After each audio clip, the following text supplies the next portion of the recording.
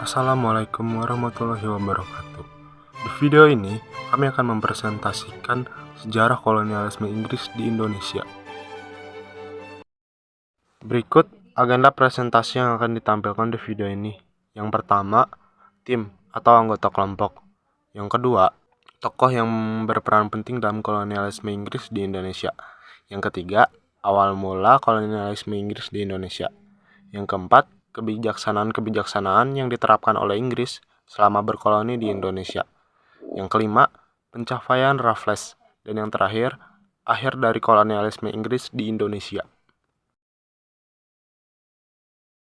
Welcome to Message. Suatu bangsa yang tidak mengetahui sejarah, asal-usul, dan budaya masa lalu mereka sama seperti pohon tanpa akar. Marcus Garvey, Jamaican political activist. Berikut ada anggota kelompok kolonialisme Inggris di Indonesia, yaitu Kalista Sekar Prasasti Putri, Doni Rohanai Baho, Keisha Karisya Putri, Reni Unipasma, dan Rianti Surya Lestari. Tokoh kolonialisme Inggris di Indonesia, yaitu Sir Thomas Stamford Bangley Raffles, 5 Juli 1781 sampai 5 Juli 1826. Dia adalah seorang negarawan Inggris yang menjabat sebagai Letnan Gubernur Hindia Belanda antara tahun 1811 dan 1816 dan Letnan Gubernur Bencoolen antara tahun 1818 dan 1824. Dan di sini juga ada Gilbert Elliot Murray atau sering disebut yaitu Lord Minto, 23 April 1751 sampai 21 Juni 1814. Dia adalah seorang politikus dan diplomat Inggris. Ia pernah menjabat sebagai Gubernur Jenderal India dari tahun 1806 sampai 1813. Awal mula kolonialisme Inggris di Indonesia. Pada tahun 1811, tentara Inggris melancarkan serangan terhadap daerah-daerah yang diduduki Belanda. Pasukan Inggris tidak mengalami kesulitan menghadapi pasukan Belanda, karena raja-raja di Jawa juga melakukan perlawanan terhadap pasukan Belanda. Serangan-serangan tersebut menyebabkan Belanda terpaksa menyerah kepada Inggris. Setelah itu, Lord Minto mengangkat Thomas Stamford Raffles sebagai pemegang pemerintah dengan pangkat Letnan Gubernur Jenderal. Akhir dari penjajahan Belanda Inggris itu ditandai dengan kapitulasi Tuntang yang ditandatangani pada tanggal 18 September 1811, seminggu setelah pengangkatan Thomas Stamford Raffles. Kapitulasi Tuntang ditandatangani oleh S. Ashmont dari pihak Inggris dan Jensen dari pihak Belanda. Isi perjanjian tersebut adalah sebagai berikut. Yang pertama, seluruh Jawa dan sekitarnya diserahkan kepada Inggris. Yang kedua, semua tentara Belanda menjadi tawanan Inggris. Yang ketiga, semua pegawai Belanda yang mau bekerja sama dengan Inggris dapat memegang jabatannya terus. Yang keempat, semua hutang pemerintahan Belanda yang dahulu bukan menjadi tanggung jawab Inggris. Oleh karena itu, sejak tahun 1811 wilayah Indonesia menjadi jajahan Inggris. Kebijakan Inggris di Indonesia. Yang pertama, ada kebijakan di bidang ekonomi. Memberikan kebebasan kepada para petani untuk menanam tanaman ekspor, sedangkan pemerintah berkewajiban membuat pasar untuk merangsang petani menanam tanaman ekspor yang paling menguntungkan. Menghapus salah satu kebijakan Dendels, yaitu tanam paksa. Dan menetapkan sistem sewa tanah atau land rent. Kebijakan di bidang birokrasi pemerintah.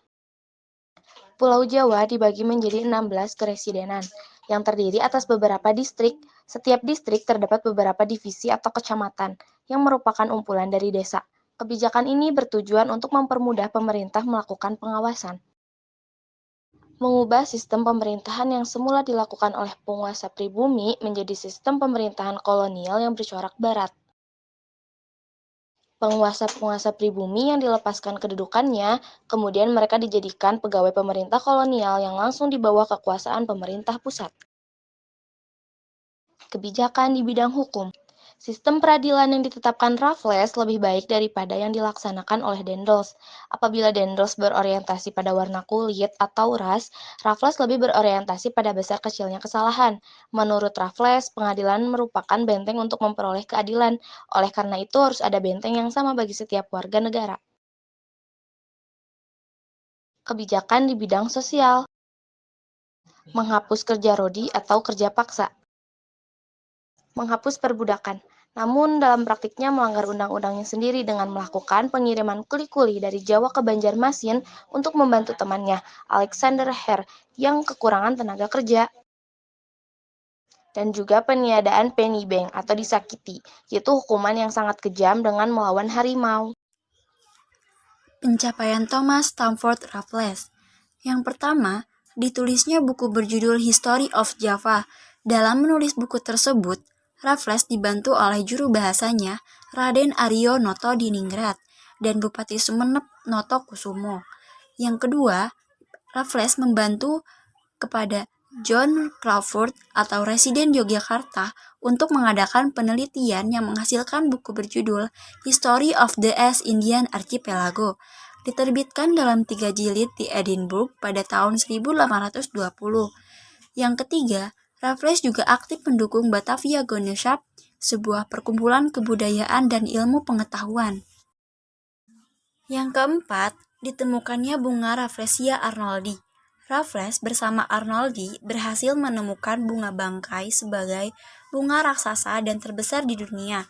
Bunga tersebut diberinya nama ilmiah Rafflesia arnoldi. Yang kelima, dirintisnya kebun raya Bogor. Dan yang terakhir, penemu Candi Borobudur. Raffles mendapat laporan bahwa ada sebuah bangunan besar yang dinamakan Candi Borobudur di desa Bumi Segoro dekat Magelang. Raffles kemudian mengutus Cornelius, seorang insinyur Belanda yang berpengalaman melakukan eksplorasi kepurbakalaan di Jawa. Karena penemuan tersebut, Raffles kemudian dianggap sebagai orang pertama yang menemukan dan memulai pemugaran Candi Borobudur. Berakhirnya kolonialisme Inggris di Indonesia.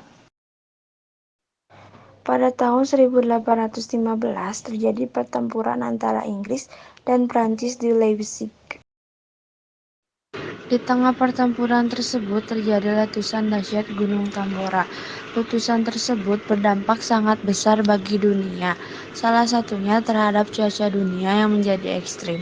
Cuaca ekstrim tersebut berdampak pada pertempuran Inggris dan Prancis di Leipzig yang mengakibatkan Prancis kalah dalam pertempuran di Leipzig. Napoleon Bonaparte berhasil dikalahkan dalam pertempuran di Leipzig dan kemudian tertangkap. Peristiwa yang terjadi di Eropa ikut mempengaruhi keadaan di Indonesia. Sebagai dampak dari kekalahan Napoleon itu, pada tahun 1815, Inggris harus mengembalikan semua daerah kekuasaan Belanda yang pernah dikuasainya melalui Convention of London pada tahun 1815. Perjanjian pada Convention of London ditandatangani oleh wakil-wakil Belanda dan Inggris yang isinya sebagai berikut. Yang pertama, Indonesia dikembalikan kepada Belanda. Yang kedua, jajahan Belanda seperti Ceylon, Kap Koloni, Gunaya tetap di tangan Inggris. Dan yang terakhir, Cochin di pantai Makassar diambil alih oleh Inggris, sedangkan Bangka diserahkan kepada Belanda sebagai gantinya. Sekian presentasi sejarah kolonialisme Inggris di Indonesia. Maaf jika ada kesalahan kata atau ucapan. Wassalamualaikum warahmatullahi wabarakatuh.